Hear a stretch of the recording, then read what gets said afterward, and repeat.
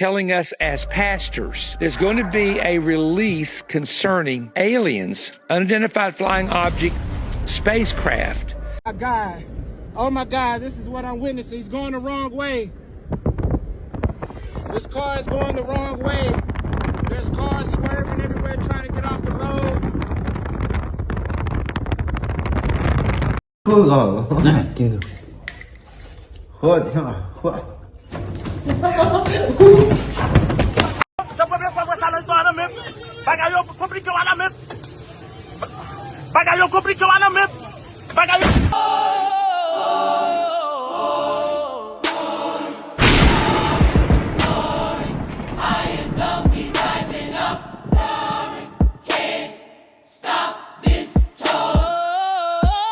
Love, light, and peace, family. Welcome to a brand new episode of High Zone. Today in a minute, we got some disturbing, diabolical TikToks they don't want you to see. With that being said, Zone family, if you're not tapped in with the family yet, like, comment, and subscribe. Hit that notification bell for every time I drop. You can rock out with me and the family. Family, I definitely appreciate every last one of you tapping in, commenting on a video. I definitely appreciate you. It goes a long way. I mean, I don't really ask for much, but subscribe, comment, and tap in with the family. Help the channel grow. Definitely appreciate every last one of you. We building something great, we building something beautiful, and we building something positive. I definitely love you guys like cook food, Zone family. But anyway, family, thank you for tapping in. Thank you for supporting the channel. Shout out to the UK. Shout out to Africa. Shout out to Saudi Arabia. Shout out to the homeland. I definitely appreciate every last one of you tapping in. Even you, Scotland. I love you guys like cook food. With that being said, Zone family, let's get straight into these bangers. There is a brand new warning that is being issued to literally everybody right now because Congress just introduced 12 new bills that would force you to scan your ID before you're ever even allowed to go online. So actively happening right now, there is a brand new package of 12 bipartisan bills that are moving through the House that would require identity verification just to be able to use the internet. They're being framed as child safety laws, but they're a little bit more in detail, and here's what they actually do. To verify somebody's age, a platform would have to verify who you are, obviously, so that means every single user would need to submit a passport, government ID, or credit card before being able to access any apps. Your real official identity would be permanently linked to everything that you do online, so that includes every single post, every single search, and every single message. The problem that everybody's having and why this is getting so much attention right now is because nobody would ever be able to use the internet anonymous anymore. Everybody would know who you are. They're saying that there is no current way to build an age verification system without building a mass surveillance system. The Electronic Frontier Foundation has also been warning that these new laws would strip rights from the exact people that they claim to protect. And right now, these bills have enough votes to pass, so the question really is, what do you think about this? We are actually being robbed by these companies. These companies must think we stupid. The last time I checked, when you get an apartment, your keys come with that apartment. Why are people saying that now, when you get apartments, they are trying to charge subscriptions for your keys? You heard what I just said? This woman was apartment hunting in Los Angeles, found an apartment for $2,500, 1 bedroom, no spectacular amenities, nothing great about it. She reads the fine print on the apartment description, and the apartment description says you have to pay a monthly subscription to access your key fob. You can't make this shit up. Look at this shit. Hey, so everyone has lost their fucking mind. Apartment hunting, housing market, renting, whatever it is, you've absolutely lost your mind. So as I sit here apartment hunting here in Los Angeles, would you believe that I came across this place, $2,500 a month, okay, 1 bedroom, no utilities included, you have to pay for your parking, bare bones, 3 times the rent, $650 minimum credit, okay? I scroll down to the bottom and I see that in order for you to access your unit that you were paying $2,500 for, okay, you must subscribe to a monthly membership to use your key fob. The fuck? So they're basically making this shit a trend. You have cars about to make you pay a subscription just to use things that you already have in your car. Now you have homeowners saying that you have to pay a monthly subscription to use your keys to get inside of your house. So you're paying your rent on time, $2,500 a month, Just so happen that you don't pay the subscription for your key. You can't get in your house? You don't see what they're doing? My life flew up. I was taken aboard this ship and really manhandled. They've been trying to get me to notice them now for months and couldn't get me to. And so they finally just started beating me up until I became aware of them. I mean, it was really rough. The next morning, I wake up and I am really screwed up.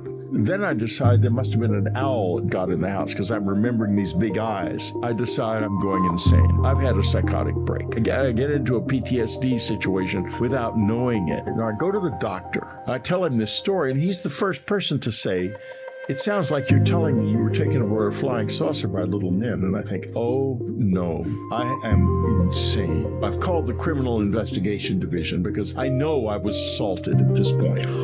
There's no evidence. The psychological tests all prove fine. I'm normal, except really stressed. Now, this is about 6 weeks later. I'm remembering a lot of this happening and all kinds of bizarre things like seeing these beings in the woods and going up in the air without an elevator and ending up in this little room, and this recorded voice keeps going, "What can we do to help you stop screaming?" All of this is happening, and it's a total, complete overturning of my life. That's when the rest of my life begins. That's diabolical. I don't have much time, so I just wanted to show you a clip of what I saw.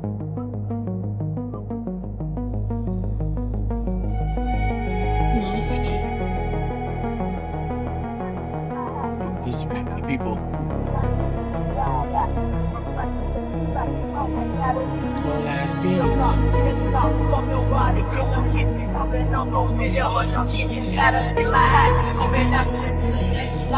Individual named Fitz.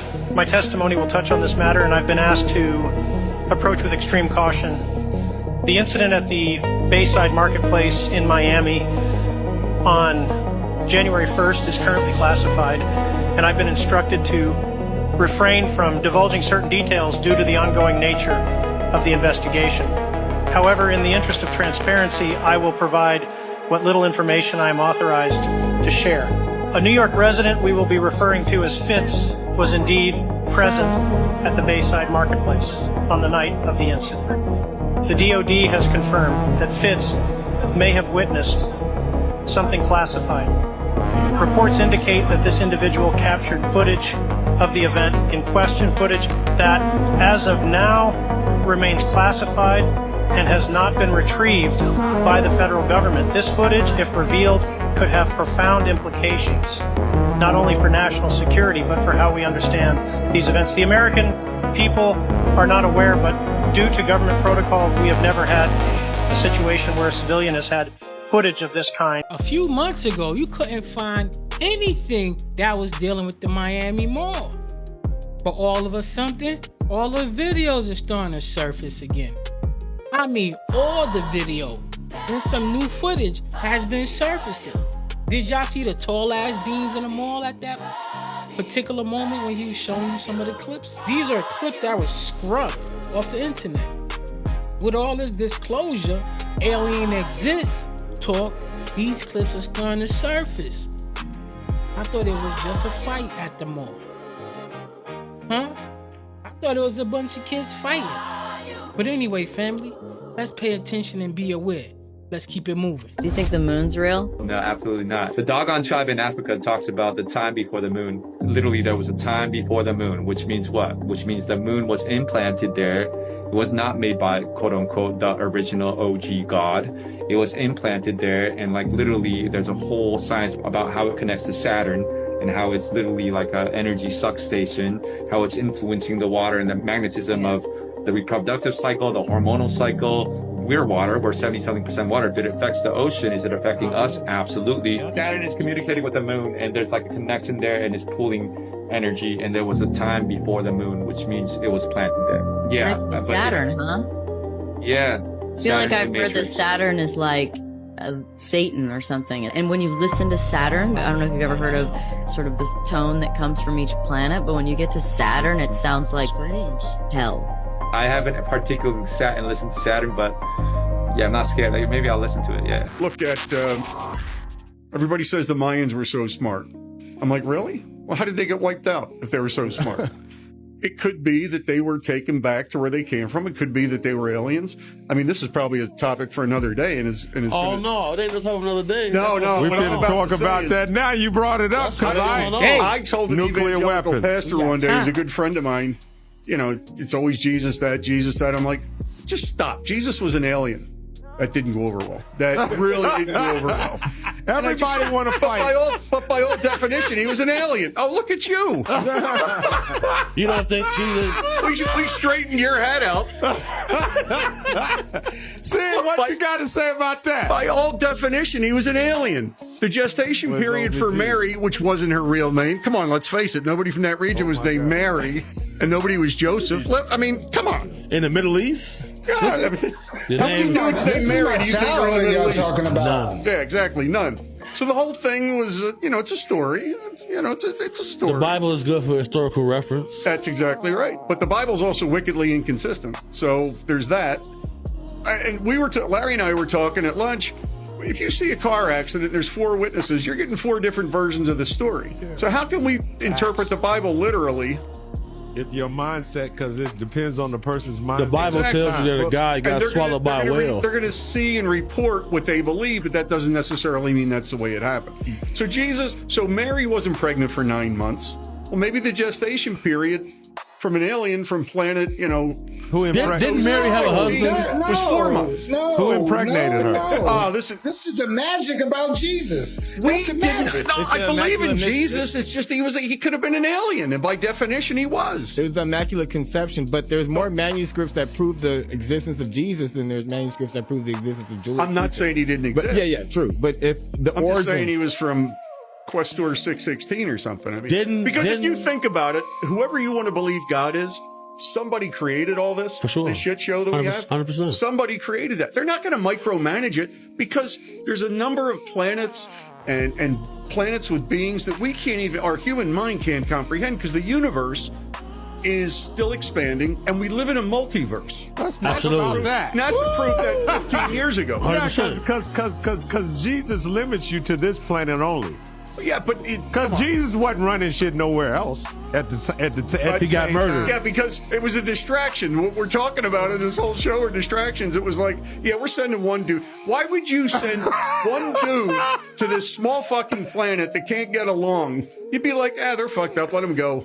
But because I got an infinite number of other planets. I'm going to deal with those people because they get it. The other thing you got to realize, on Earth, we're very young in the multiverse. Very young species. Yeah, we're young. So wait a minute. I disagree, homeboy. White people have 7,000-year-old DNA. The alleles that show up in our pigment that show their skin's only been around 7,000 years. Wait. Listen, I don't disagree with that. Here's what I got to disagree with. I believe that white people, just like myself, I'm white. Yeah. I got to speak for all white folks. I can't see that because you're invisible, but... Well, anyway, I believe that they've been here for 12,000 years. Okay. There's proof of that. I believe they've been here for 12,000 years. I think we got nuked 13,000 years. That's quite... And I believe that when they came from the Pleiades or wherever they came from, they waited till this nuclear shit cleared up and they brought them here. And I believe that the Nordics have been getting chased around and they try to settle with Mars first. And these goddamn reptilians just keep coming after them. And they decimated Mars. And then they try to go to the moon and they couldn't settle the moon. And then they came to this planet. This all happened around 13,000 years ago. A lot of this shit took place. There's a lot of proof of that. And what I'm saying, I study like you. This is the thing. So I believe that white people been around wherever they came from, infinity. I just think that the only reason why they would come over here to the suburbs of the galaxy is because they fucking was in this fucking war, and they probably had some problems, and they probably lost their entire solar system. And it ain't just white folks. You got about 12 different white races on this planet. What is it's just not just white folk. Can you give me five names of the races? There's Aryan. And 12 is a biblical number, so... These men are having a big debate. Jesus was an alien? What do y'all think? Was Jesus, Yahuwah, an alien? Or are they just talking gibberish? Let me know down below, family. What's your thoughts on this debate? Was it facts or was it fake? Or you are open-minded to it? The Greys. The Greys are the face of alien contact in modern human consciousness, and their appearance has remained disturbingly consistent across thousands of reported encounters spanning 7 decades. Standing roughly 3.5 to 4.5 feet tall, they possess disproportionately large heads with smooth gray skin that appears almost translucent under certain lighting conditions. Their most distinctive feature is their eyes, massive black almond-shaped voids that occupy nearly a third of their skull, with no visible iris, pupil, or white. Witnesses describe these eyes as completely emotionless, yet somehow intensely observing, absorbing every detail with an intelligence that feels both advanced and utterly alien to human experience.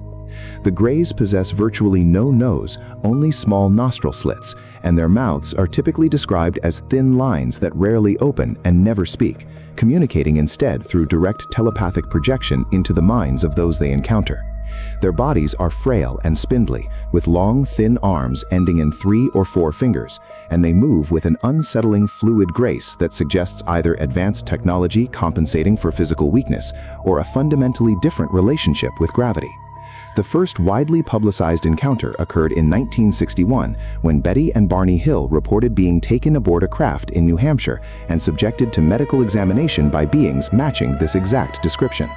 Since then, the Greys have appeared in abduction accounts from Brazil to Japan, from Australia to Scandinavia, with witnesses who have never met describing identical details down to the texture of their skin and the cold, clinical efficiency of their examinations.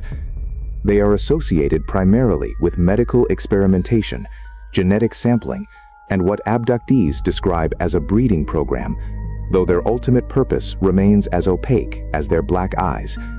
The consistency of description across cultures and decades suggests either a genuine phenomenon or the most successful mass psychological imprint in human history. So guessing we are all cooked because they are saying that these great aliens is really us in the future. Something bad really took place and we had to hide underground in the future, and then when we came out, we look like this.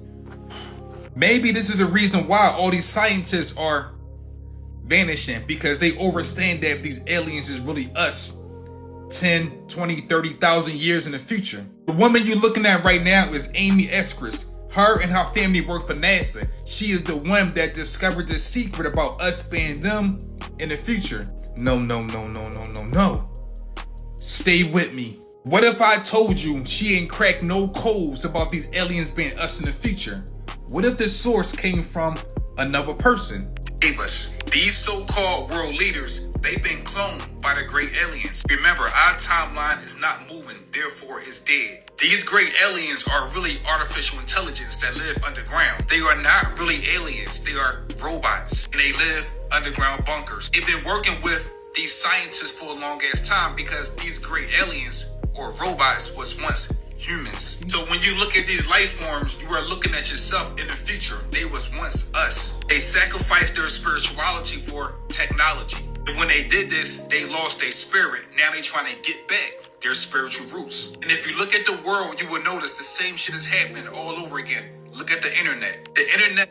If you want to watch my full video, the video I did over 1 year ago is called The 7-Foot Black Aliens. Just scroll down my page, it will be there. 1 year ago. So many people who had real alien contact, they understand this. Something will happen in the future and we will go live underground because of technology. But this is the creepy part. This shit happened before and it's gonna happen again. Anytime you put technology before your spirituality, it's gonna be a problem because we are more spiritual than material. These scientists work with these life forms. Listen. They work with them and for them. They are not for the people. Why do you think they say it's nothing new under the sun? The so-called world leaders know that this shit is going to happen again. They're waiting for it.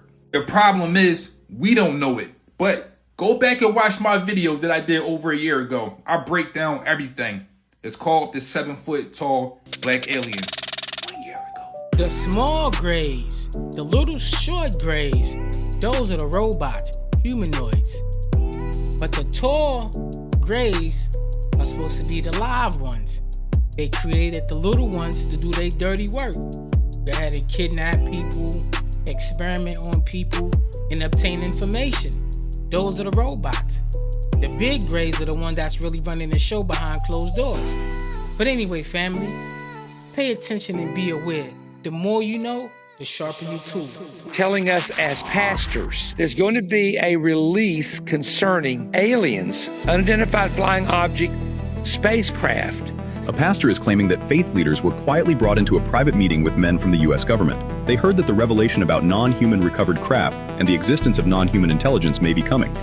You need to prepare your people, and you need to get ready to answer them for what you're about to hear being released. This would hit belief systems directly. Stone said the men in the briefing told the pastors to expect two reactions from the public. One group will lose faith entirely. The other group will turn to ministers, asking what is real and what is not. Like a half a dozen people were gathered in an Airbnb in the mountains of Tennessee, discussing an investigation that's going on in the United States government against crimes they have committed in the process of retrieving and reverse engineering technology from non-human intelligence.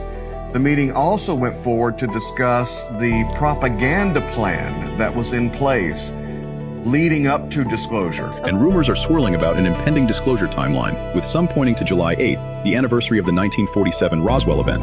It is believed that Donald Trump may be planning to do a release on July 8th on the anniversary of Roswell. So that's a lot of the conversation that's being had. However, I would say don't get too excited. I think Trump, like any good politician would do, or bad politician, however you want to look at it, is holding on to this for an opportune moment. Recently, the FBI director confirmed his agency has already handed over a massive first tranche of documents to a White House interagency committee. They're going to be publicly releasing this information very soon. We are all for it, and they're going to put that out in a methodical process. And you're going to start seeing those releases literally happening in the very near future. Do you think we've ever recovered alien forms? I don't have any information on that specific. That was a carefully worded answer that leaves room for plausible deniability. Meanwhile, intelligence whistleblower David Grush, now serving as a special advisor to Congress, has put a very specific ticking clock on the table. I do have confidence that it's going to escalate in the next 60 to 90 days, and I think there's going to be a lot of pressure. I certainly know what Congress is doing, and I won't reveal that here. And I'm hoping that's the case, but there's certainly a lawfare strategy, class action, multi-plaintiff lawsuits, RICO, other strategies to kind of pierce the veil on this if it needed to come to that. Grush claims the U.S. currently holds anywhere from 1 to nearly 100 recovered non-human crafts. However, he warns that any initial document release will likely be heavily redacted, suggesting the government might try to guide the public toward disclosure while revealing a heavily sanitized version of the truth. This brings us to a critical, deeply troubling question. If this event is real, why are only Christian pastors being briefed? Why not rabbis, imams, or leaders from other global faith traditions? The meeting we were in, Tony, they said this. They said the government has been told a lie. The government believes that lie, and that is what they are going to reveal to us. They're going to reveal a lie to us. Pastors have apparently been told to prepare for UFO and alien disclosure. Yeah, so the other day, a pastor named Perry Stone claimed that a large number of pastors were invited to a meeting with government officials and debriefed on the UFO phenomenon, basically saying to prepare your congregations and that we're not alone in the universe. And the following day, another pastor came out, Larry Ragland, talking further about this with some interesting claims. Check this out. A fellow pastors are invited to come to a private meeting with a group of men who are connected with the intelligence world that are believers, but are still have very high security clearance. These are legit, true men of God that are still connected to Washington and even this current administration and all branches of military. And they literally told us, we had a sitting congressman, a very well-known congressman from Missouri. He called into that meeting as well. That was just for pastors. And this is what he said. On speakerphone, this sitting powerful member of Congress said, "Are the pastors listening to me?" I'm getting chills right now because this happened to me. He said, "Are the pastors in the room listening to me?" And I said, "Yes, sir, we are here." And he said, "Listen to me. Go and tell the church they are not ready for what is coming. The narrative that is coming, what they are going to say is going to be like nothing you can even imagine. They are preparing to tell us that they are from another dimension, that they are our creator, and that these beings, these aliens, or whatever you want to call them, they were the ones that seeded us here. There is no such thing as God. Jesus was invented by them. The Bible was invented by them. And begin to just say, listen, prepare the people for what is coming because they're not ready. Now, Larry has since come back and retracted some statements and trying to clarify things after Congressman Eric Burleson disputed some claims that he was making about this meeting. Now, I've been seeing people saying this is just a disinformation campaign or some kind of setup for Project Bluebeam. Although this is interesting because in the last couple of years, there has been conversation of ontological shock with disclosure, especially among religious communities, should the existence of intelligent life that happens to be visiting us or has been here for a very long time to be proven true. David Grush just said that we should be seeing some significant info released regarding UAPs and UFOs within the next 60 to 90 days. That was a lot to unpack in those two clips. Now, the government is saying aliens are demonic. Oh, you motherfuckers. And if they saying they are demonic and they created everything, that means demonic beings created us? This is what they trying to say. You know you can't believe that anything they talk about, anything that come out these people's mouth. In fact, these files that's supposed to be coming out, we're going to get spoon-fed. They're not even going to tell us the real deal Holyfield. They're going to be telling us very little. And it's going to be a lie. Just like the lie I just said out my mouth just now that they said. I truly don't believe nothing they said. Nothing they say. First thing they gonna do Higher zone is trying to downplay Yahuwah and Yahusha Mashiach. That's the first thing they gonna do. They gonna downplay the Most High. You know that's what they like to do. They like to clown the Most High. They like to downplay the Most High. They like to discredit the Most High. And this is what they doing right now. And if you ain't got no discernment, you will fall in the pit. Guaranteed. If you want to be Booba the Fool and listen to everything they say, jump out the window without a cape, be my guest. I'll be watching a movie with popcorn. Straight up. But if you know, and you know, then you know you gotta have that discernment ready. Shield up, protected up, vibrating high, cleaning your energy. There's so much that's going on right now because they really want to win this war. This is how you know this is endgame, okay? This is endgame. And they afraid of Thanos coming through and snapping his finger, washing them away. But anyway, family, pay attention and be aware. Let me know what you thought about those two clips about what's going on with these pastors. Big update on the virus that they let get off the boat. Guess what?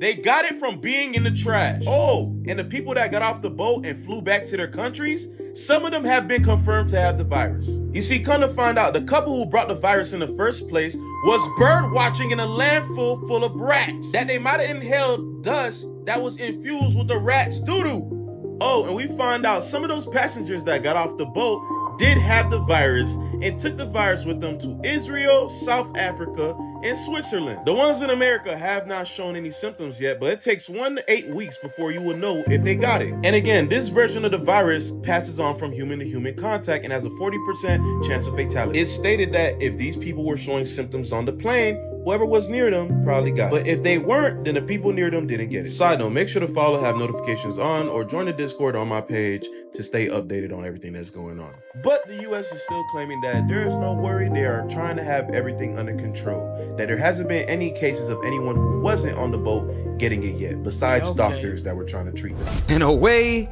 we go. So you guys, this Dutch cruise ship has a virus outbreak, a virus called Hantavirus. And as always, I have questions because I think I've seen this movie before. Here's the rundown. A few people have died from the hantavirus on this cruise ship, including a 70-year-old Dutch man who died on April 11th. Then his wife dies just a few days later in a South African airport when she collapsed. Which even now they sent in a hazmat team to evacuate the ship, but I want everybody to be very aware of what's happening because there's some very eerie parallels. Now, what is the hantavirus, you ask? It is a collection of viruses carried by rodents through their feces that is deadly to humans. Now listen up, this part is important. They also state that it causes a severe respiratory illness that has a fatality rate up to 50%. Respiratory illness, huh? You guys remember that one time where that respiratory illness was running rampant in 2020 and a very famous wife and husband caught it to kick everything off? It's just a coincidence, right? You mean to tell me another famous couple just last year was involved with the same virus, Hantavirus, where Gene Hackman's wife died of the same virus? So the first guy who died on the ship with the Hantavirus died on April 11th. That's the same date the Titanic set sail at the point of no return. Sure. Now the World Health Organization is stepping up to respond to the Hantavirus because the wife of the guy who died, she dies in a South African airport, but before she took a flight to Johannesburg with 82 other people. Wait, hold up. You mean the same World Health Organization that's mentioned in the Epstein files for preparing for a pandemic states here to an email to Epstein saying, please find a draft agenda for the meeting on preparing for a pandemic as requested. Let's discuss next steps. For example, how to officially involve the WHO and the International Committee of the Red Cross. Best regards, I hope we can pull this off. What? Now, yes, they could be on one hand talking about COVID, but I always say COVID was a precursor to something bigger. Now the WHO urges all those passengers on that flight with the wife who died in South Africa on April 25th to contact them immediately concerning the Hantavirus. And if that's not weird enough, back in 2024, Moderna and a Korean university co-developed a Hantavirus vaccine. How convenient. States here that they had a full-scale collaboration with the vaccine center at the Korean University College of Medicine to develop an mRNA-based Hantavirus vaccine. And it's all interesting timing for travel in general. Spirit Airlines went out of business. You have Delta canceling food and drink service, canceling thousands of flights. It's almost like they want us to just stay put. One thing I'm gonna tell you, family, I'm not getting no juice, okay? Fight! Miss me with any juice they give it. You can't get no money, oh well. Perfect. You can't do this, oh well. Keep your juice. Fire! I'm living life. Regular. All that new juice they about to be serving people, I'm telling y'all, they better keep it. And one thing, we have to be prepared. A lot of stuff wasn't on the shelf during C-19. They took them away because they knew it would help. Cinnamon, cilantro, parsley, echinacea, a whole lot of things. And this is why they got rid of the seeds in certain fruits, so you can't grow them. You can't grow your own medicine naturally. These people are evil, man. We have to pay attention and be aware, do our own research, and do not operate with fear. You familiar with the Hantavirus as your mother? Yeah, it was a deadly virus spread by field mice in the southwestern United States several years ago. According to the newspaper, FEMA was called out to manage an outbreak of the Hantavirus. Are you familiar with what the Federal Emergency Management Agency's real power is? FEMA allows the White House to suspend constitutional government upon declaration of a national emergency. Think about that. What is an agency with such broad sweeping power doing managing a small viral outbreak in suburban Texas? You're saying it wasn't such a small outbreak? No. I'm saying it wasn't the Hantavirus. Well, what was it?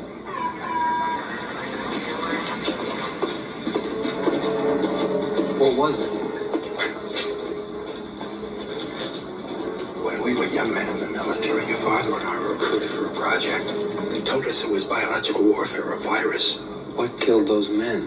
What killed them, I won't even write about. We have no context for what killed those men, or any appreciation of the scale at which it'll be unleashed in the future. A plague? The plague to end all plagues, Agent Mulder. A silent weapon for a quiet war. The systematic release of an indiscriminate organism for which the men who will bring it on still have no cure. They've been working on this for 50 years. While the rest of the world have been fighting gooks and commies, these men have been secretly negotiating a planned Armageddon. Negotiating with whom? I think you know. timetable has been set. It'll happen on a holiday when people are away from their homes. The president will declare a state of emergency, at which time all government, all federal agencies will come under the power of the Federal Emergency Management Agency, FEMA, the secret government. They call me paranoid. Go back to Dallas, Agent Mulder, and dig. Or we're going to find out along with the rest of the country when it's too late. They put it in your movies, they put it in your cartoons. Zone up. Y'all already know the vibes. They put it in your movies, they put it in your cartoons. They're gonna tell you way beforehand. What better show to put it on than X-Files? This is how they play. They have to tell you to avoid karmic law, universal karma. They have to tell you these things that they about to do to you. This is how evil these people are. And they know how to avoid that karma. So they put it in your face somewhere. It's like you accepted it. You know it's coming. These people are foul. They know how the universe works. A lot of us don't. But anyway, family, let me know what y'all thought about that. Now, y'all know what they say about people who have Sanpaku eyes, right? Before I get started, let me just reiterate this. The eyes are the gateway to the soul. The eyes cannot lie for too long. Eyes don't just show emotion either. They show pressure, they show imbalance, they show hidden intentions, and they also show misalignment. I'm gonna put a picture here so y'all can see the difference between the two. The whites of the eyes are showing where they normally wouldn't. So up under the eyes, you see how mine, you can see like the black part and then my eyelid. People with Sanpaku eyes look like this. Depending on where that white is, tells a whole different story. So people with Sanpaku eyes are said to have high levels of stress, instability, being very accident prone, and someone that is not fully grounded. These are the people when you look in their eyes or you're looking with your real eye, you say to yourself, something just feel off with their energy. Well, that's because it is their energy not sitting all the way in their body. Now, let's say you got the white showing above the iris. So it will look like this. All I can tell y'all is that's pressure, okay? Mental pressure, emotional pressure. These are the ones that be smiling, but they eyes screaming, I'm overwhelmed. I'm like a ticking damn time bomb. I done told y'all before, a person can fake a smile all day, but them eyes gonna tell every time. And now this is where it get real, because when you see that white above and below the iris, yeah, I'm gonna need y'all to pay attention. That is what is considered extreme imbalance. The people that's very hyper alert and very overstimulated. These folks always look like they on edge. You know, like they waiting on something to happen because internally they truly are. I mean, clearly when I say this, I know there are medical conditions that can explain some of these things. Everything starts in the spiritual from my perspective. Regardless of the term that they want to slap on it, again, energy is energy. Don't let the term fool you. Many people have encountered somebody with glazy or empty ass eyes. Somebody could look like they there, but they're not really there. My grandma used to say they elevator don't go all the way to the top. Ding dong, nobody's home. Can show disassociation or emotional breakdown. Someone that is highly disconnected from themselves. Sometimes it could be trauma. Sometimes it could be something way deeper, aka an attachment. Ever seen somebody with an overly intense stare? This is where you gotta trust your body and your intuition. Somebody tries to lock eyes with you for too long and it feels like they're trying to reach into you. Pay attention and guard your energy. I always tell y'all it only takes 6 seconds to create an energetic connection through the portals, aka the eyes. That is not normal attention. That is what we call energy pulling. That's an attempt to control or dominate. Somebody looking at you, not really seeing you. They trying to pull from you. They trying to use your energy. Some people just trying to figure out how to access you. Somebody can't keep their eyes steady. They always darting or scanning. That's deception energy. Could be linked to anxiety or somebody that is calculating and planning in real time. I'm not saying all of these are bad. What I'm saying is something to pay attention to. This is not just physical because the eyes are literally connected to perception, brain, the nervous system, and spiritually awareness. When something is off internally, it's going to show externally, as I tell y'all when I talk about body mapping. For instance, based on a specific ailment that you mentioned, I can tell you exactly what you're dealing with. Again, I'm not telling you this so you can go around judging people. This is about awareness. Awareness is key. Remember, knowledge is only powerful when you apply it. Once you start paying attention, you're going to notice who starts to feel safe, who feels very draining, who feels unpredictable, who feels disconnected. Your body will confirm it. So stop ignoring what your body, what your intuition, your higher self has been telling you, been showing you. Just because somebody sounds good doesn't mean that everything is good. Watch those eyes. But notice I didn't say lock eyes. Intuition not gonna speak real loud. It's gonna speak through observation. The eyes are always talking. So if you want to know who somebody is, again, don't listen to the words. Watch their eyes. They're gonna tell you everything you need to know. You just gotta know what you're looking at. Get in them comments and let me know y'all thoughts. Peace, love, and light, and gratitude. Peace, love, and light. Sanpaku eyes. I wasn't up on that level yet, and I'm glad she brought that to my attention. Because me, I operate out of vibration. Somebody negative come around me, trust me, I picks it up. Okay, I picks it up fast too. Your aura will give you away quicker than quick. Your eyes also. Your eyes is the windows to the soul. That's why sometimes people will try to steer you down. They're trying to steal your energy, lower your standards. That's why you gotta stay protected, vibrate high. This is why it's important to know your liquor limits and trust your gut. Sometimes you might have to pretend to take that shot, and that's okay. This guy goes out to a bar with one of his friends or whatever, and he had just recently turned 21, so he hadn't been to many bars before. The friend was apparently drinking on the way to the bar, so by the time they got to the bar, he was already drunk. When they sat down at the bar, a girl came up to them. Her name was Candace. He said she was cute and she had really bright red hair. So at first the girl is flirting with the friend. He trying to be a good wingman or whatever, so he's also pretending to be more drunk than what he actually is. He thought the girl was trying to get free drinks out of them, but she kept offering to buy them drinks. Now he's confused because he doesn't know which one of them she wants. The friend gets up to go to the bathroom, but before he can come back, he gets kicked out by the bouncers because he's way too drunk. So let's say the guy whose story it is guy number 1, and the really, really drunk friend is guy number 2. So they go outside with guy number 2, and Candace is telling him, just come home with me. Even though she can tell he's pissy drunk at this point, she's still trying to convince him to go home with her. So guy number 1 is like, nah, he's way too drunk. I'm not letting him go home with you, waking up in a random house, in a random bed with no car and no clue what happened. That's not happening.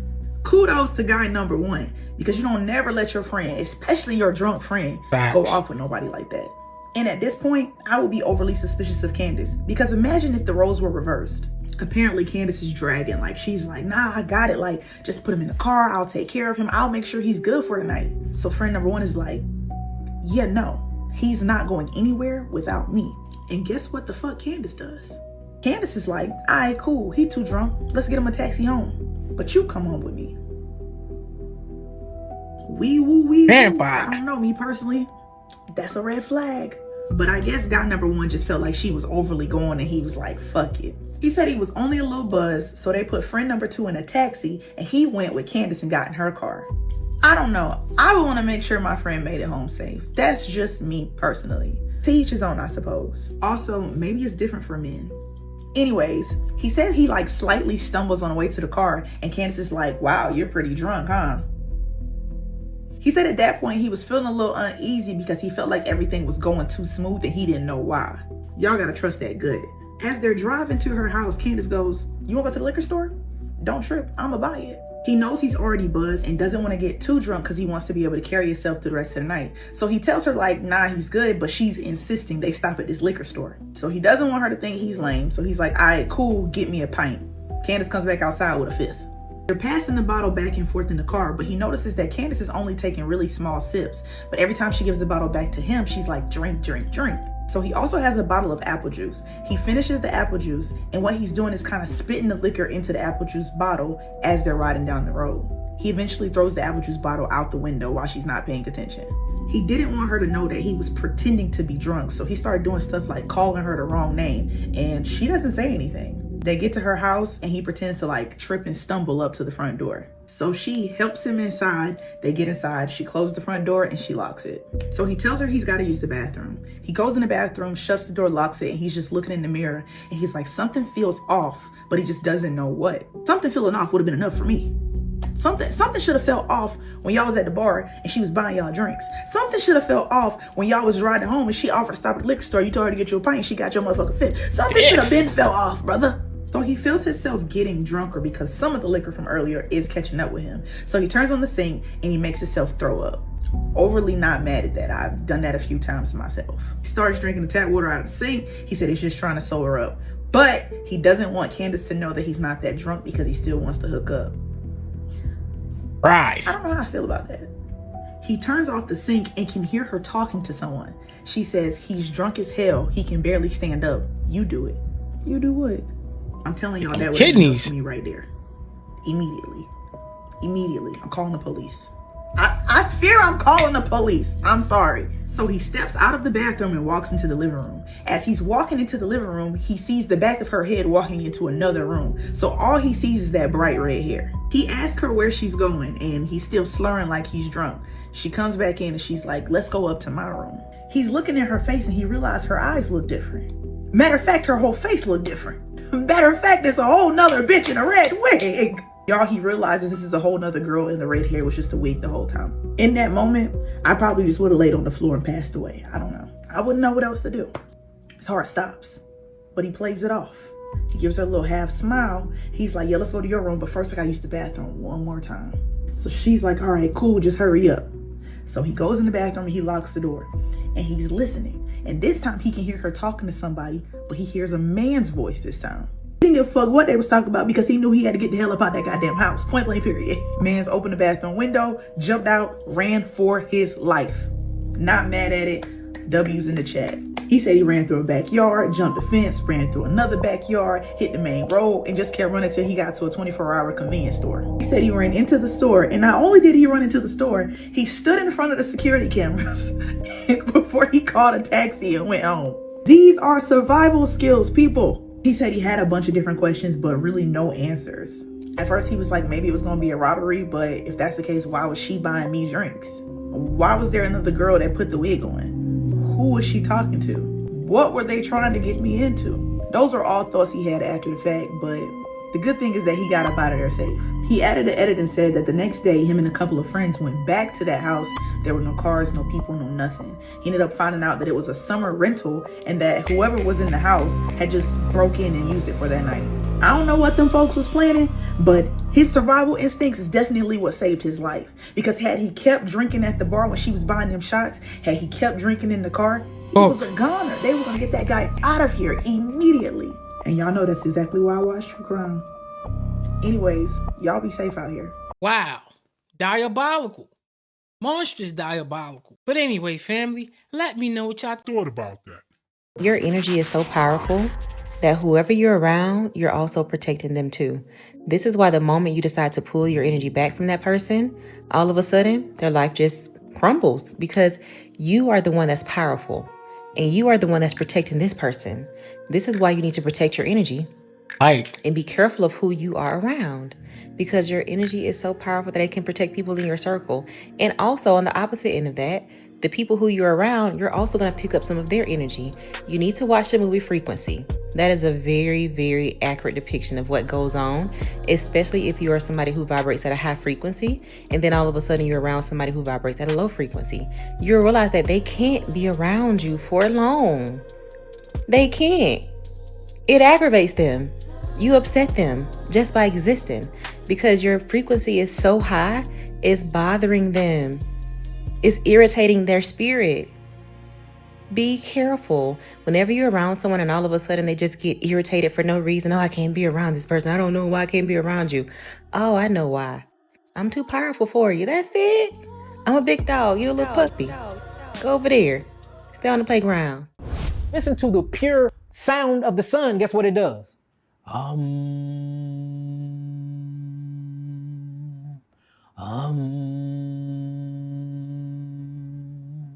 Guess who do that mantra? Monks. Buddhist monks do that hum. How did they know that the sun sound like that? Get on y'all YouTube if y'all don't believe me and Google the natural frequency and sound of the sun. It's the Buddhist monk hum. So the sun is not only beaming rays on you, the sun is singing to you. Just like the birds sing to you in the morning.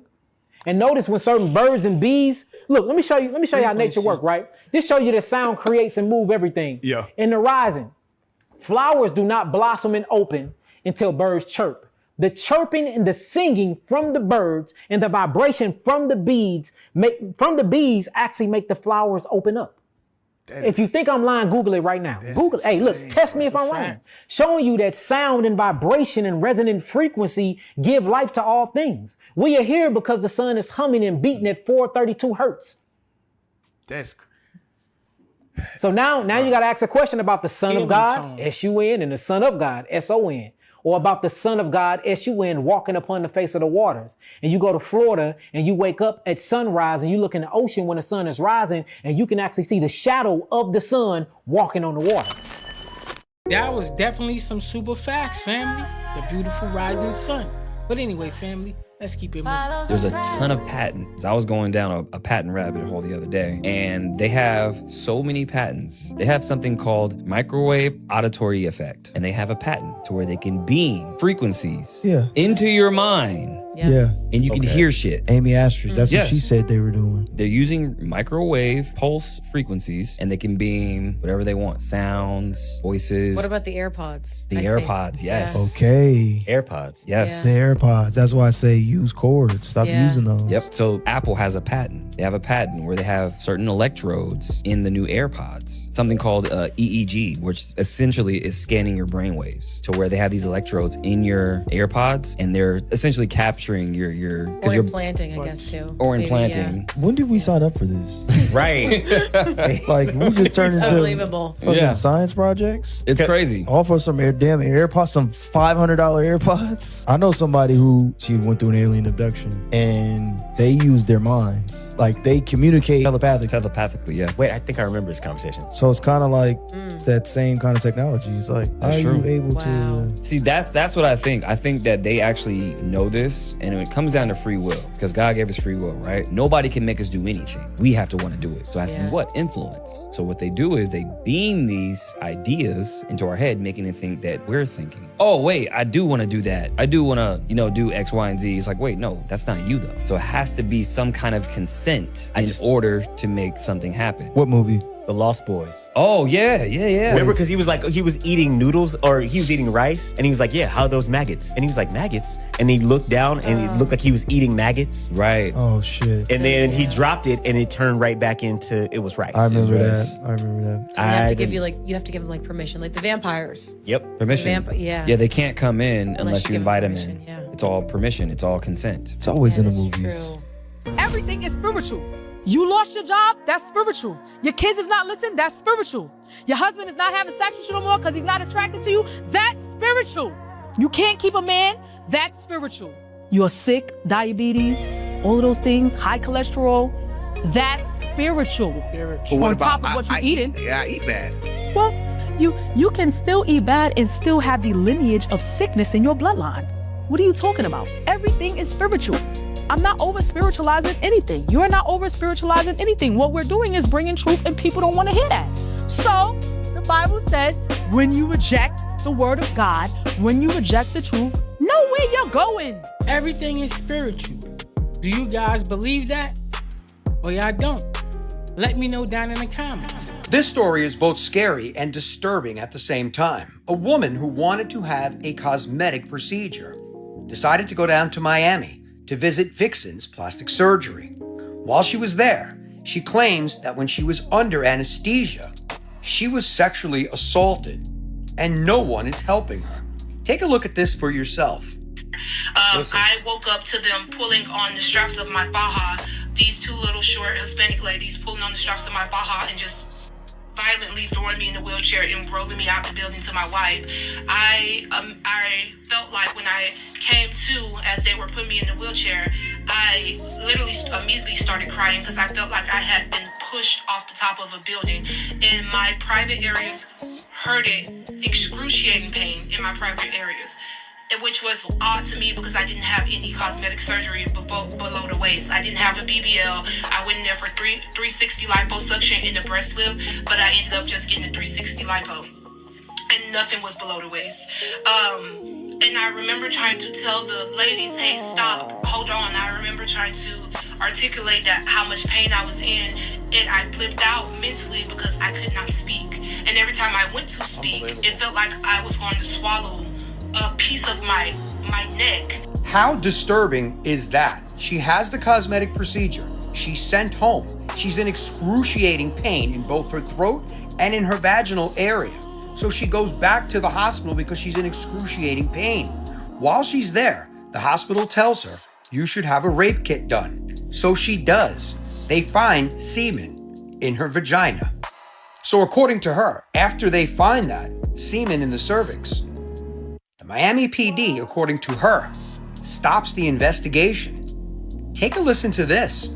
Up to 4 days ago, the Miami Police Department was investigating my rape kit, investigating my sexual assault, my sexual battery, whatever it falls under, and they decided to close out the investigation. Even though the rape kit came back positive and they found semen in my cervix less than 4 hours after I had came out of surgery. It's once again both unbelievable and frightening that if this is true, she had all of the evidence, including a rape kit, and they dropped everything and stopped investigating.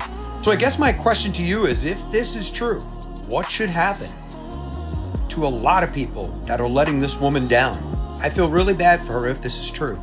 And I hope she recovers from this, both mentally and physically. Diabolical of the year. What do you mean? You went into surgery, you fell asleep, and you woke up and your nana's hurting. That is crazy work. That is wild. Your throat in your bottom half? Come on, people are playing foul out here. But anyway, ladies, let me know what y'all thought about that. This is why I gotta do things naturally. Love yourself.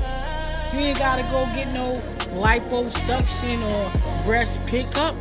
Love yourself. Eat right, eat healthy. That is diabolical. But anyway, comment down below. I am not a big believer in the paranormal. Wood dweller. However, there was one thing that has happened to me that I, to this day, cannot explain. It happened in the summer of 2018. I was solo camping in the Gifford-Pinchot National Forest in Washington State. Again, I was completely alone, and I was up there miles and miles away from the nearest human. There's no campsites anywhere nearby. I was there for a full week, and I never heard or saw a sign of another living human being at all. But I was up there doing some gold dredging. I planned to stay there for maybe, I don't know, 10 or 12 days, just enjoying nature by myself, you know, camping by myself. And to set up the scene for you, so I drove up this old logging trail until eventually I came to a spot where I could look off and I could see the creek a ways away, and there was a little bit of a clearing in the woods, enough so to where I could set up a little bit of a campsite.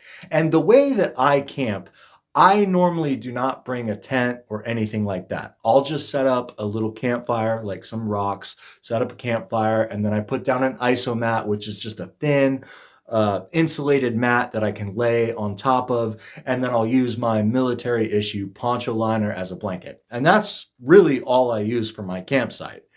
And then I'll usually have my pistol, well, pretty much always have my pistol like under my head when I'm sleeping, and I'll keep a little flashlight or a headlamp with me so that if anything, you know, happens, I have some way to protect myself. Well, everything went amazing for the first 6 days. I was just out there, you know, diving in the creek, dredging for gold, you know, catching fish. It was amazing. But on the 7th day, after I was done dredging for gold, the sun was starting to go down. It was time to kind of get ready for bed. So I cooked up some fish, I had my dinner, and, you know, eventually I laid down. And right next to me, I had my little headlamp, which is one of those little headlamps that has the elastic strap, you know, straps onto your forehead. I had that right next to me. And then I had my USP 45 handgun basically underneath my head, with my hand on it, so if anything happens, of course. Well, I don't know exactly when I fell asleep. It was probably sometime around 9 or 10 o'clock at night, maybe later.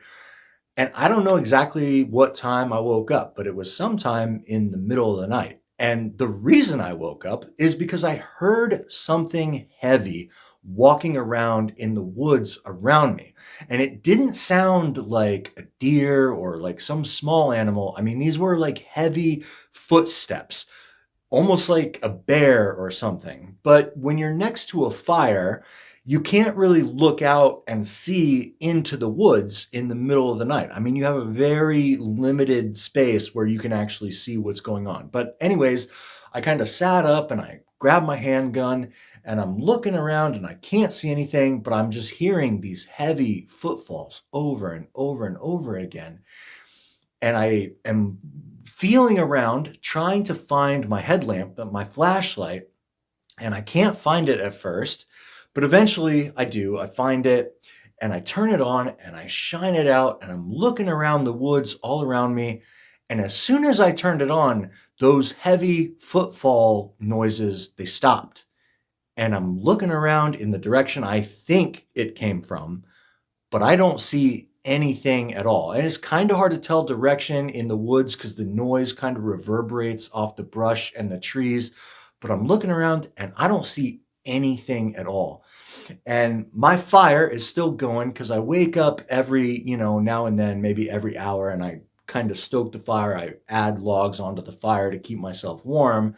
So my fire, it's still going pretty strong when out of absolutely nowhere, a rock the size of my head, and I'm not exaggerating, it was at least the size of my head, came flying out of the darkness, out of the woods, right past me and impacted into my camping fire. And my fire just exploded all over the place. Now, I have to tell you where I was at, it was a flat area. It's not like this rock could have come rolling down a hill and hit my fire. And the rock was so large, a human could not have thrown it from that distance, not without some kind of special device. Anyways, it would have been the strongest man in the world couldn't have thrown it that distance. So I had absolutely no idea what was going on. And it is the only time in my life where I have been out in the wilderness alone and somewhat panicked. I freaked out. I grabbed my pistol. I had no idea what direction to, go in, but I knew what direction my truck was in. And so I got up and I just kind of sprinted into the darkness towards my truck. And I got up to that logging road. I found my truck. I opened the door and I locked myself in my truck. And I spent the rest of my night locked inside my truck, just freaking out. I didn't sleep at all because I had no idea what had just happened. Well, the next day I woke up and all of my, gear is still down in the creek. I had to go get it. So I got out, I went and grabbed my gear, but I got it as fast as I possibly could. I packed it in my truck and I left, and I never went back to that spot again. I'm not suggesting that it was anything in particular. I'm just telling you that that is an honest to God true story, and I have no idea what that could have possibly been. Boo Boo the fool, okay? Boo Boo the fool. First of all, you went there solo dolo. That's a no-no. Second of all, you didn't even have a tent. You talking about this is how you camp. Bro, that's Boo Boo the fool movement. No tent out in the woods by yourself? What are you doing? Huh? What kind of award you going for? Bazinga. Bruh. I'm gonna let you know, Boo Boo the fool. Ain't no way. Ain't no way, family. Being in the woods with no tent? Psych. What if it rained? Game over. That is diabolical. I don't understand these bros, man. These bros be wildin'. Why I just want to be going into people's woods by your damn self? I understand it's nature, but you gotta have respect for nature. Everything comes with respect. No matter what you do, you gotta have respect for something. And you breaking the law. You're not respecting nature. You just running up in there like you own it. Ain't no way. I'm good on going to these woods solo dolo. It's not happening. It won't happen. But anyway, family, let me know what y'all thought about this man. Another man in the woods by his damn self. Go going on. It's just Larry is creeping her out. My homegirl Izzy is a bikini barista in California, and if you don't know what a bikini barista is, it's basically like a Starbucks, but the baristas who make your coffee are in bikinis, like triangle bikinis and thongs. For the past few weeks, Izzy has been calling me and telling me that one of her regulars named Larry comes every single day and buys a hot cup of coffee from her. Mind you, it's hot as fucking California, but he buys a hot cup of coffee from her. The shit comes up to like $7, and he always leaves her a $50 to $100 tip. And every time Larry comes through, this bitch is calling me like, yo, guess who just came through? My sugar daddy Larry. However, we all know how predatory and disgusting men can get, especially when you are basically naked at your job. So I'm always telling her, Izzy, you gotta be careful. Like, this dude coming to your job every single day, like, I'm glad you're making so much money from him, but he's coming to your job every single day. You don't find that suspicious? You don't think he's like developing a weird obsession with you? Now, my homegirl Izzy is hard-headed as fuck. I've known her since high school, and we both hard-headed as fuck. If she had never moved to California, our friendship would have not lasted this long. Not to toot my own horn here, but I'm almost always right. I almost always hit the nail on the head. So when I be telling Izzy, be careful with this dude Larry, because you don't know what his intentions are for real. Like, he's giving you $50 to $100 every single day, but you don't know what's going on up here. He's a man at the end of the day. Mind you, this dude Larry is well into his 40s. Izzy is 27. She is my age. So about a week and a half ago, Izzy called me saying that she saw Larry at her gym. She didn't think anything weird of it because a lot of people go to her gym. But bitch, I immediately peeped that was a red flag. Then she gonna call me saying, oh, guess who I saw at the supermarket? Let me guess, bitch. Larry. Only was she now seeing him at her gym at the supermarket, but he just so happened to also be pumping gas at the same time she was pumping gas at the same gas station in LA. Bitch, are you cool? I'm telling Izzy, bro, like, he's stalking you. Like, I hope you know that. I hope you know these are not just weird coincidences. This man is stalking you. Like, what I told you would happen a few months ago is starting to happen. Anyway, bitch, just a few days ago, Izzy called me and told me that she saw him park like very, very far away in the parking lot of the job that she works at. And he never came and got his coffee. He never came through the drive-thru. He just parked like really far away, like in the cut. And she felt like he was watching her. So while she's on the phone with me, I'm like, I don't know what you want me to do from like 2,000 miles away, but you need to call the police. You need to call somebody. You need to tell management. You need to tell them what's going on. I'm the type of bitch that will tell you I told you so, but only when it's appropriate. Like right now, we're going through a situation. It's not appropriate for me to tell you, bitch, I fucking told you so. When I told her that maybe she should consider just quitting, she said no, the money is really good here and she got a good thing going on. It's just Larry is creeping her out. I said, baby, he's not gonna stop.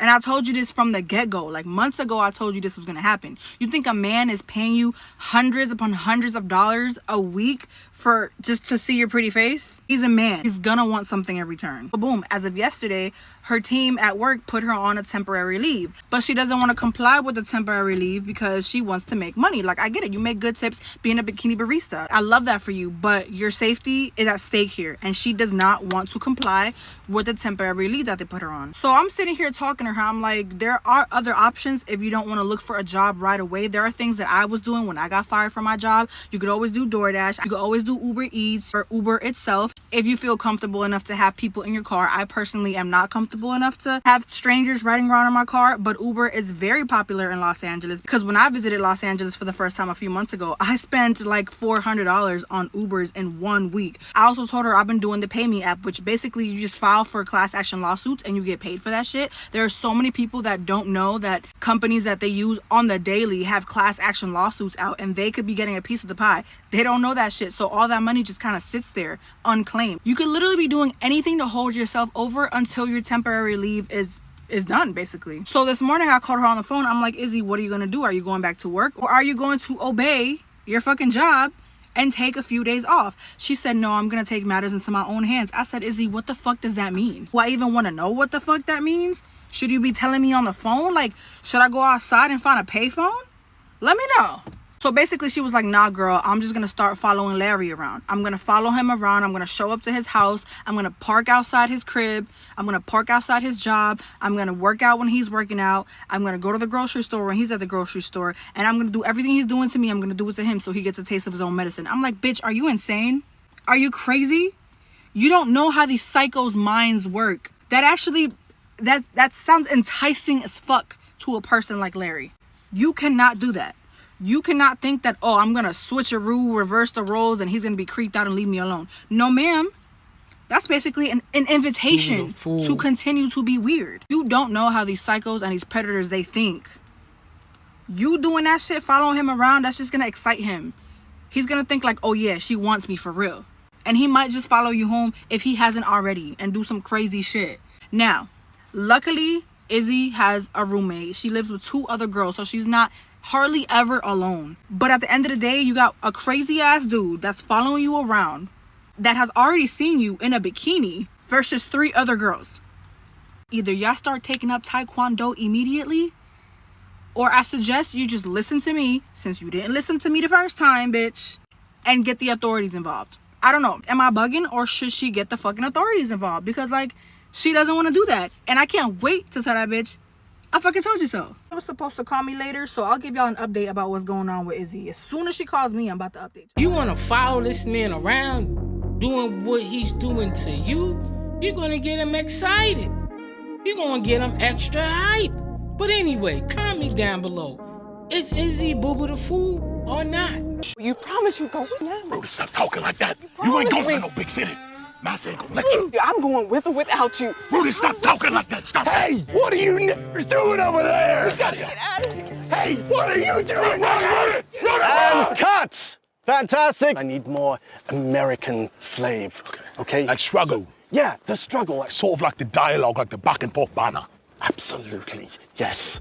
See, this role was sort of a bit cheeky. I got a little bit out of my comfort zone, you know.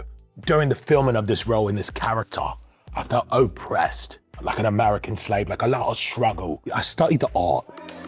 A fantastic turnout on the red carpet tonight. I'm just arriving. We had Samson Dubois at the American Guild Awards. Samson, you look great tonight. How hard was it for you to change your accent? As a little boy from Manchester, I think, I struggled a bit with the dialect, right? But to really get into character for this quite astonishing role that I took on, to say the least, I put it all on the line. All right, 3, 2, 1, action. I'm telling you, nigga, if you fuck with my shit, I'll kill you, nigga.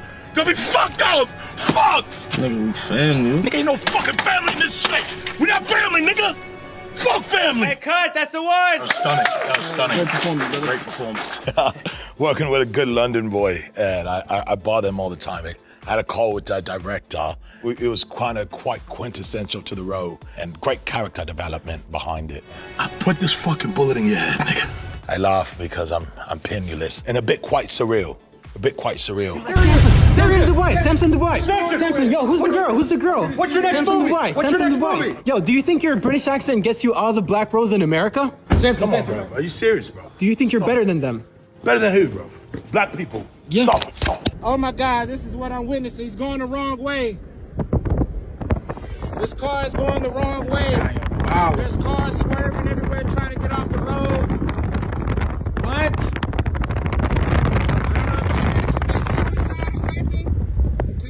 Several times, giving instruction in the vehicle. He's slowing down traffic. Oh my God. Oh, he almost just hit a car. The car just swerved. That is crazy. An 18-wheeler. Oh, an 18-wheeler just hit him head on. Oh my God, an 18-wheeler just hit him head on. Oh, an 18-wheeler just hit him head on.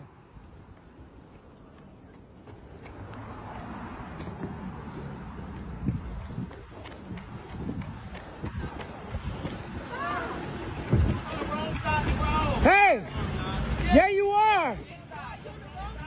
Are you trying to kill yourself, man? I don't think he knows. Is he from another country or something? I think he's not in his right mind. He was on this side of the road at first and he turned around. Are you okay?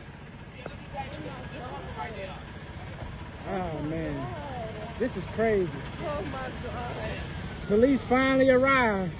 Police finally arriving. Oh my goodness. That was wild.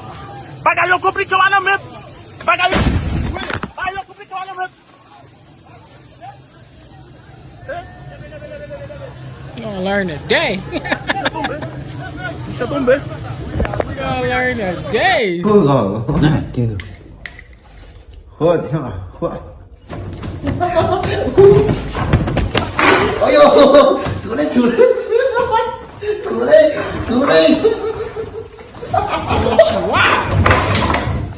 Olha, senhor.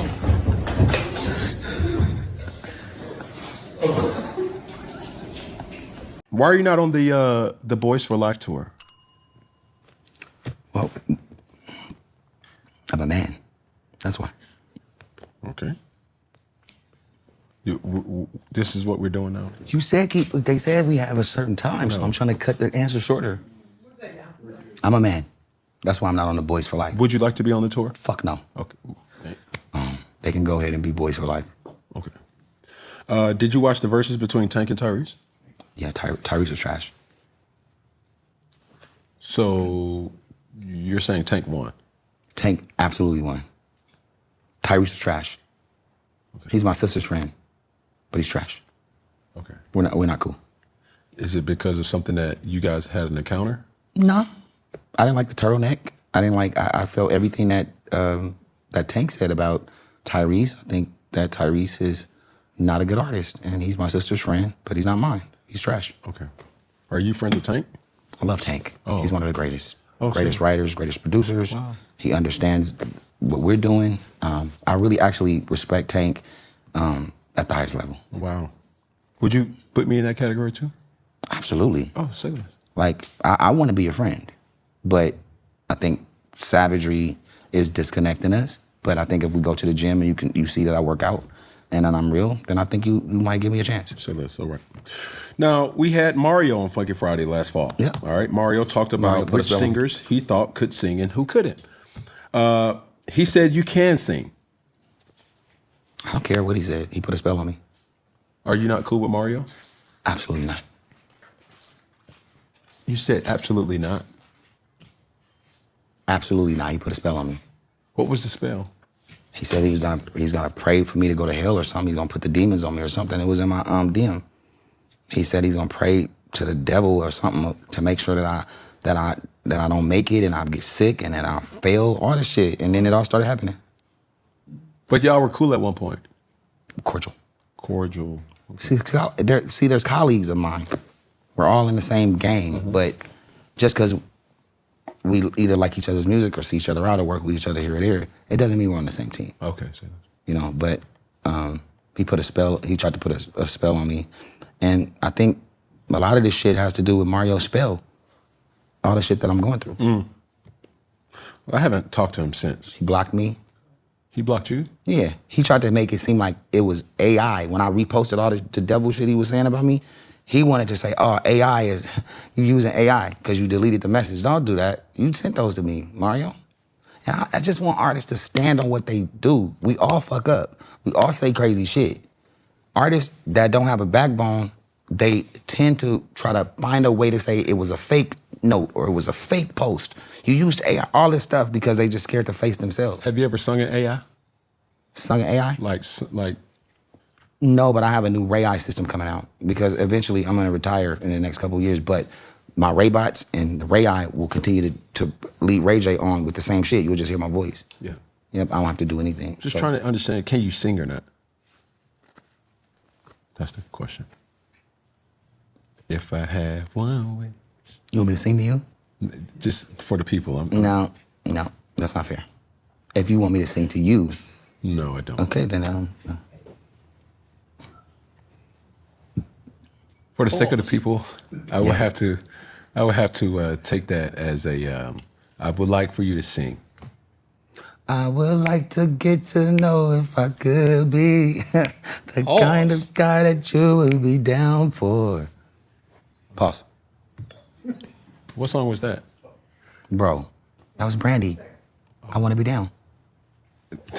I'm sorry. Y'all be acting like. I want to be down. I want to be down. I want to be down. Hey. See, that's the thing, bro. Like, I didn't know. I'm being accountable. No, I mean, I knew the song. No. I didn't know that part. Yeah, I mean, I'm not saying I want to be down with you. I'm saying I want to. Of course I'm not. Singing a song. Never will happen. Bro, that goes what I was saying. Now we're going into, like, where are we at? Where are we going with this interview? We're all over the place. No, we're not. We are. We're driving down a one-way street. I hope so. No, I hope it's straight. Say less. I wanna be. That's cool. Hope it's a straight road. Where do you fit in the conversation about R&B legacy? That was a wild interview. Ray J said Mario put the woo on him, like a little bit of that ooh ee ooh ah ting ting walla walla bing bang. I mean, Ray J be wildin', and there's a lot of pause moments in there. But anyway, comment down below. Sikiliza mdogo wangu, mimi shida yangu ni kusaidie. Ndio shida yangu. Ukisema uondoke huyo, anakutafuna hapo, unaona kitu anakuelekezea hicho. Bananas. Hicho kitu amekuelekezea kwenye mguu wako. Ni kwa sababu tu anasema kweli wako, hizo ndizo umezipata wapi? Nisameni, nimezipata hapo hivyo. Yaani umezipata hapo shamba la nani? Nimezichukua tu kwa sababu sisi njaa tu, yani njaa kwa sababu mimi naishi na mdogo wangu alafu sina kitu. Sasa ndio uje kuiba kwenye mashamba ya watu. Yaani uje kuiba. Sasa angekugonga huyo, angekuluma. Yaani huyo ndo amekukamata ili wewe usiondoke. Yaani ukitingishika ujue umelika. Na mimi nakurekodi hii video ili niende niwapelekee serikali wasiseme kwamba labda nimekuonea. Huyo yeye ataondoka na shughuli zake. Lakini sasa ndio angekuja mtu mwingine. Mimi kwa sababu ndo mwenye shamba naweza kumtoa huyo, umeona anaondoka huyo, hana shida. Ndio kama angekuwa mtu mwingine. Singekuua mdogo wangu. Ndio, lakini sitorudia tena, nisamee. Yaani kwa nini wewe watalishe maisha yako kwa sababu ya ndizi hizo? Ndizi hizo ndio utalishe maisha yako kuingia mashamba watu kuiba. Sasa mdogo wangu mimi nakuachia kwa sababu yule jamaa usimwona anakuachia. Anaondoka. Lakini usije ukarudia. Tulia hivyo hivyo. Tulia hivyo hivyo, muache aondoke. Usije ukarudia tena. Ukija ukirudia kitakachokukuta. Tulia hivyo hivyo, ukihangaika atakuula huyo, atageuka watarudi. Tulia hivyo hivyo. Usije ukaingia tena mashamba ya watu. Mashamba ya watu wengine ya watu hawaingii. Acha kelele sasa. Mwache aondoke. Mwenye anaje atakufungua ataondoka.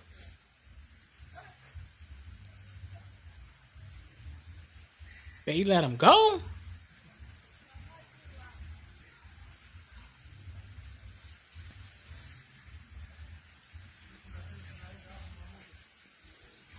Shusha mzigo wako chini. Uondoke zako. They let him go. The plantains down, you thief. That's crazy, boy.